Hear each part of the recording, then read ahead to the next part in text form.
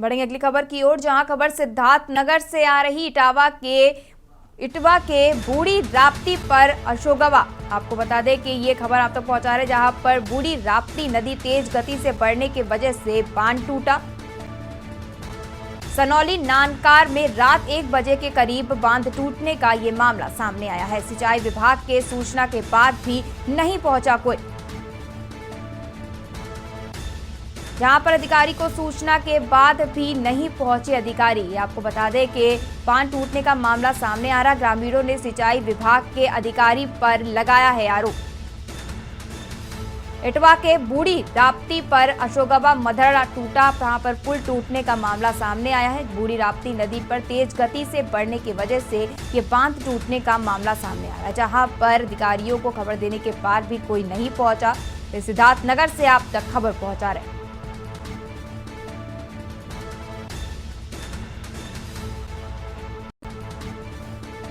सनौली नानकार में रात 1 बजे के करीब ये बांध टूटने का मामला सामने आया है, जिसके बाद सिंचाई विभाग के सूचना देने के बाद भी कोई भी अधिकारी मौके पर नहीं पहुंचा है। अधिकारी को सूचना देने के बाद भी अधिकारियों की लापरवाही लगातार सामने आ रही। ग्रामीणों ने सिंचाई विभाग के अधिकारी पर अब आरोप लगाए हैं। तो इटवा के बूढ़ी राप्ती नदी का ये मामला सामने आ रहा, जहां पर तेज गति के चलते बांध टूटने का मामला सामने आया है। बांध टूटने से लोगों को दिक्कत हो रही है और आपको बता दें कि अफसरों को इसकी जानकारी देने के बाद भी मौके पर कोई भी नहीं पहुंचा। तो आपको बता दें कि इस पर हमारे साथ संवाददाता पुरुषोत्तम हमारे साथ जुड़े हुए हैं। पुरुषोत्तम, ये जो मामला सामने आया है, जहां पर पुल टूटने का मामला सामने आया है, तेज गति के चलते ये पुल टूटा है और जिस पर अभी तक अफसरों के द्वारा कोई कार्रवाई नहीं हुई, इसको लेकर क्या कहेंगे? स्वाति, आपको बताना चाहेंगे सिद्धार्थनगर जिले में इस समय बाढ़ की विभीषिका काफी भयानक है। बीती रात जो है वो बांध सोनौली नानकार के पास अशोकवा मधरहवा बांध जो है वो टूट जाता है और करीब दर्जनों गांव इसकी चपेट में आ जाते हैं। रात में परिजन सोए हो रहते हैं, घरों में ग्रामीण सोए रहते हैं और अचानक बाढ़ का पानी पहुंचता है तो हर कोई सकते में आ जाता है। ये कैसे हुआ? लोग सुबह जब उठकर देखते हैं तो जब बाढ़ टूटा मिलता है तो लगातार ग्रामीण आक्रोशित हो जाते हैं और ग्रामीणों का आरोप यह है कि लगातार उनके द्वारा सिंचाई विभाग के जेई को सूचना दी गई।